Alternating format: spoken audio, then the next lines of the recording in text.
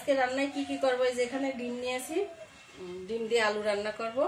আর আমাদের ক্ষেতের আছে ঢেঁড়স, এই সবজি আজকে ঢেঁড়স এরকম করে ভাজি করব। আসসালামু আলাইকুম এভরিওয়ান, সবাই কেমন আছেন? আলহামদুলিল্লাহ আমিও ভালো আছি। তো রান্না শুরু করে দিই, দেখেন আপনারা পাশেই থাকেন। এই যে আমি তেল গরম করে নিয়েছি, এবার ডিমটা ভেজে নেব। এবার একটু হলুদ দিয়ে দিব, দিয়ে ডিমটা আমি সুন্দর করে লাল লাল করে ভেজে নেব। আমার ডিমটা ভাজা হয়ে গেছে, আমি ডিমটা এখন উঠিয়ে নেব।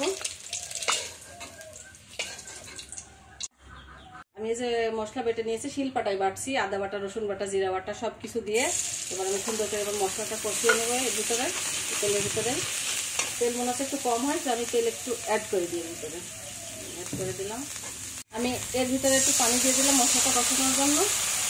এর ভিতরে তেজপাতা আর একটু দারচিনি দিয়ে দেবো, আর একটু লবঙ্গ দিয়ে দেবো। আর আমি এলাচটা ভেজে দিয়েছি, একটু বেটে দিয়েছি ওর ভিতরে। আমার এই যে মশলাটা কষানো হয়ে গেছে, এবার আলুগুলি আমি এর ভিতরে দিয়ে দেবো। আলুগুলি মশলার সাথে হালকা করে একটু কষিয়ে তারপরে আমি পানি দিয়ে দেবো। বাটছিলাম, সে বাটার পানি ছিল, সে পানিটুকু এবার দিয়ে দিলাম। আর একটু পানি অ্যাড করে দেবো এর ভিতরে। আর এই যে ঝোল ফুটে গেছে, আমি এর ভিতরে যে ডিমগুলি দিয়ে দিলাম। ডিমগুলি দিয়ে এবার আর একটু ফুটিয়ে নেব সুন্দর করে। তরকারিটা এরকম ফুটে উঠেছে, আর হালকা করে একটু জাল করে তারপর নামিয়ে নেব। নামানোর আগ দিয়ে কিছু কাঁচামরিচ একটু ফালা করে রাখছে, কাঁচামরিচটা দিয়ে দেবো এর ভিতরে। দিয়ে দিলাম, আলাদা একটা ফ্লেভার আসে এরকম কাঁচামরিচের নামানোর আগ দিয়ে দিলে। তরকারিটা হয়ে গেছে, আমি তরকারিটা এবার নামিয়ে নেব। এই যে বিসমিল্লাহির রহমানির রহিম, আমি একটু ঝোল ঝোলই রাখলাম, এই ঝোল না রাখলে আলু সব চুষে নেবে না। এই যে মশলাটা দিয়ে দেবো এখন। এর ভিতরে অনেক রকম মশলা আমি মিশিয়ে তৈরি করে রাখি বাড়িতে, দিয়ে দিলাম। এই যে ঢেঁড়স এরকম করে কাটছি, এই ঢেঁড়সটা ভেন্ডিটা আমি এরকম করে ভাজি করে নেব। এখন তেল গরম করে নিয়েছি, আমি পেঁয়াজ রসুনটা একটু ভেজে নেব। এর ভিতরে আমি হালকা পরিমাণ আদা বাটা, রসুন বাটা, জিরা বাটা রেখে দিচ্ছি। আমি এটার ভিতরে যেটু সুন্দর করে কষিয়ে নেব।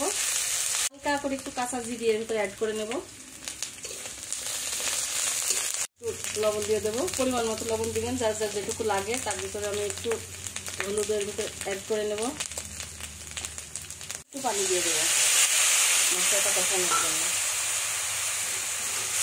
ঢেঁড়স কেটে রাখছিলাম, ঢেঁড়সগুলো এবার দিয়ে দেবো। এরকম করে যদি ঢেঁড়স ভাজি করা যায় বা চুনচুরি করা যায়, এক কথায় অনেক মজা লাগে খাইতে। এবার একটু পানি অ্যাড করে দেবো, এরকম পানি অ্যাড করে দিলাম। পানিটা অ্যাড করে দেওয়ার পরে আমি একটু হালকা করে নেড়ে দেবো। নেড়ে দেওয়ার পরে আমি আর এর ভিতরে আর নাড়বো না, কিছু না। এখন একে আমি চাপা দিয়ে রাখবো যতক্ষণ না হয়। আমি চাপা দিয়ে রাখছিলাম, এই যে উঠাইলাম, এই যে আমার এরকম হয়ে গেছে। এর ভিতরে কিন্তু এই যে ম্যাগি মশলা দেখতেছেন, এই ম্যাগি মশলাটা কিন্তু এর স্বাদ নিয়ে আসবে। এই যে আমি একটু ম্যাগি মশলা এরকম ছিটাই দিলাম, আর একটু নাড়া দিয়ে নেবো। দেখেন একদম সবুজ সবুজ কালার হয়েছে।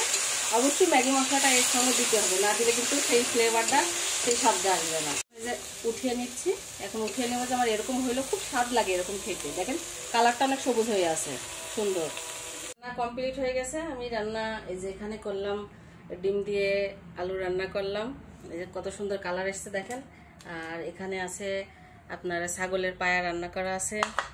এখানে হচ্ছে গিয়ে চিংড়ি মাছ আর মূলোর তরকারি। এখানে আছে হচ্ছে গিয়ে যে ভেন্ডি ভাজি। অবশ্যই ম্যাগি মশলা দিতে হবে কিন্তু। দেখেন কত সুন্দর কালার এসছে, আর কি সুন্দর সবুজ হয়েছে, সবুজ সবুজই রয়েছে। আর এই যে এখানে পাতাকপি ভাজি আছে। এই আজকের রান্না। সবাই ভালো থাকবেন, সুস্থ থাকবেন, আমার পাশে থাকবেন। অবশ্যই সবাই কমেন্ট করে জানাবেন কেমন হলো রান্না। সবার জন্য আমার ভালোবাসা। আল্লাহ হাফেজ।